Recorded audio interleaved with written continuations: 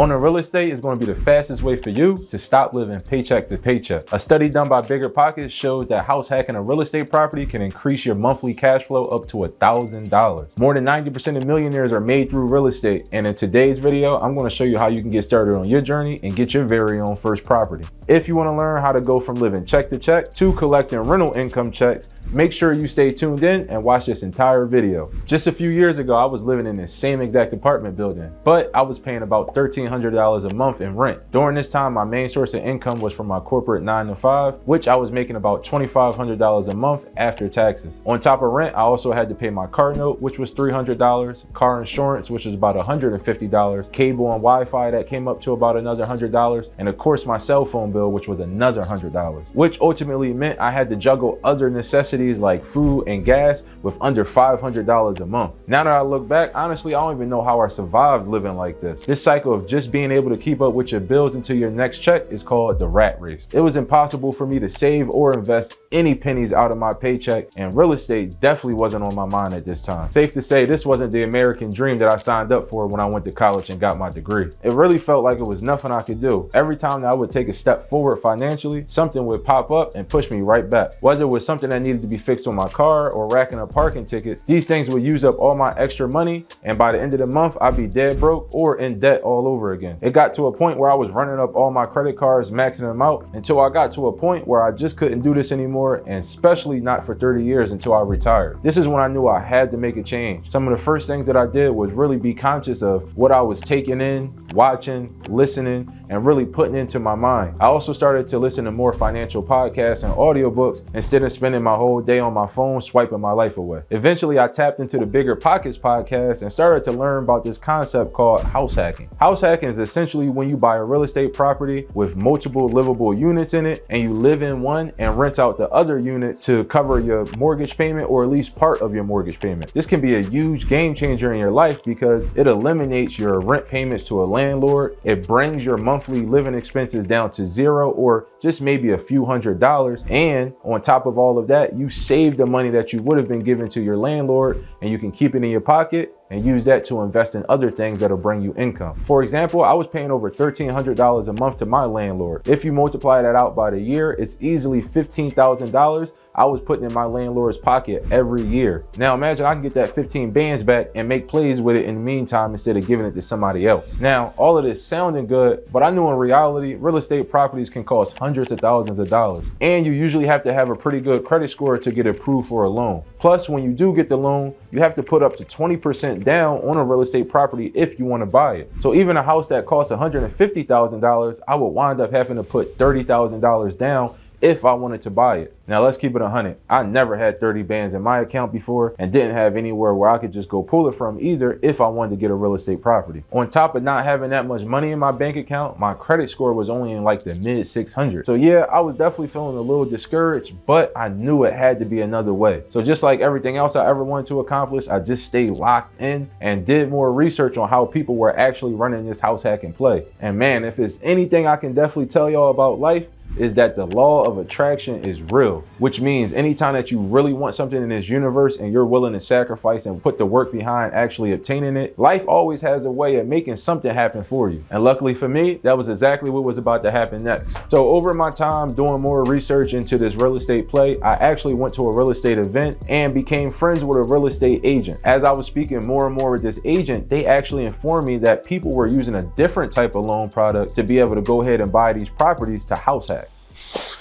And this loan was called a FHA loan. Now the beauty of using an FHA loan is that they only require a credit score with a minimum of 580. Plus, instead of having to put 20% down on a property, they only require you to put 3.5% down. And on top of that, you can actually use this FHA loan on properties with up to 4 units in them, which makes them perfect for a house hacking situation because you're going to need to live in one unit and rent out the others to cover your mortgage payment. Now FHA loans are actually designed for people with lower income amount and are good for first-time home buyers, people who may not have saved up enough money for a large down payment, and even people who've declared bankruptcy in the past. Ultimately, I knew this was going to be my best chance at getting my first real estate property. Come on, y'all, this was exactly what I was looking for. The amount that I would have to put down on a property wasn't going to be as large, and I could still get approved for the loan with only a low to mid 600 credit score. So all in all, I went and applied for the FHA loan through a lender with my real estate agent, and the property search began. Now, I got to admit, this part of the process was a lot more difficult than I thought it would be. I realized that searching for multi-unit properties can be a lot harder than trying to find a single family home. Now, this is because multi-unit properties are in high demand, not only from people like myself trying to buy a new home, but from other real estate investors trying to find a good deal. And especially in this recent housing market where prices have skyrocketed and demand has decreased. Not only that, but you actually have to find a property that fits the criteria for a FHA as well, meaning that it can't be really beat down, it can't be a rehab, and it has to be livable the moment that you essentially buy it. Plus, not to mention, I did have to find a multi-unit property that was still within my budget. Man, I swear I visited at least 20 different properties and put in at least 5 to 10 different offers trying to get a new multi-unit under contract. This process was taking months, and I started to feel like this real estate thing was all a lost cause. Maybe buying a property just wasn't in my future. But then I just thought about how hard it was being broke and actually living check to check. Man, I promised myself I was never going back to that. So in the back of my mind, I still knew that real estate was going to be my best shot of obtaining financial freedom, and I just wasn't going to give up, man, until I made this work. So for the next 1 to 2 months, I was on apps like Redfin and Zillow religiously every day, searching for multi-unit properties that might fit my criteria. But then one Saturday morning, I was looking through the apps per usual, and I just happened to see a duplex that was just listed that day. Matter of fact, it was just listed about an hour ago. So you know what type time I was on after that? I called my real estate agent up quick and scheduled a showing ASAP. And man, when I walked through this property, y'all, I knew this was the one. It was a duplex that already had a tenant living upstairs, and the person living downstairs was the seller, which meant as soon as I bought the house, I could essentially move in the downstairs and have the upstairs tenant pay my mortgage, or most of it. This was exactly what I was looking for. And to my surprise, when we went downstairs, I noticed that the unit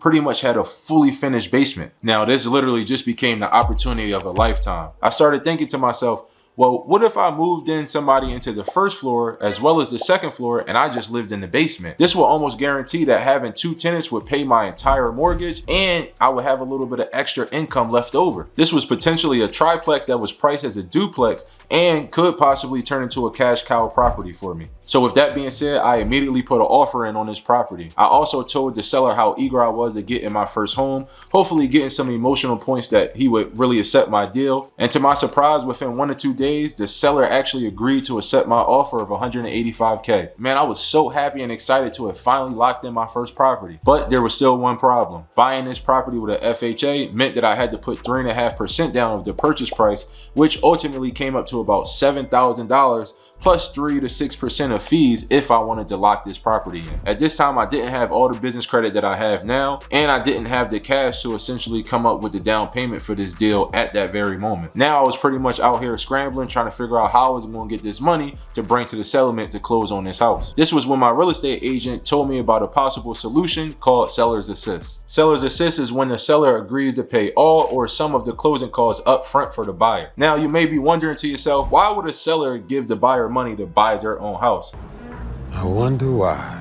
Now, in this type of deal, the seller wouldn't actually be giving me an amount of money. They would essentially just be paying for the closing costs up front, and that amount will be added to the back end of the loan. I mean, at first, even I was confused at why a seller would pay closing costs for the buyer. But then I had to think about it. This actually helps them sell the property a lot quicker, and it makes the deal even more attractive for oncoming buyers. And once again, it's just a win-win for the seller because they don't lose that money. That extra amount just gets put on the back end of the loan. To be honest, this was just another real estate fact that I didn't know when I first started this process. So with this new tool in my arsenal, we actually agreed that the seller would give me $6,000 in seller's assist before we actually closed the deal. Now, this made the down payment a lot more manageable for me, and after we got that taken care of, within a month I was at the closing table signing the papers for my first real estate property. Now, the work wasn't done there. As soon as I purchased the property, I started going to work in the basement and doing a little bit of touch-ups to make that unit livable for myself. At the same time, I started searching for a good good tenant that I can place in the first floor unit now that it was open. Man, this was one heck of a journey. After a few weeks, I finally moved into the basement unit and I found a new tenant for the upstairs unit. After going through this entire process, I truly started to see the power of real estate and how it was helping me gain my own financial freedom. So once everything was situated, I had 2 tenants living above me paying rent. One tenant was paying $1,000 and the other tenant was paying $850 a month, which means my monthly rental income was $1,850.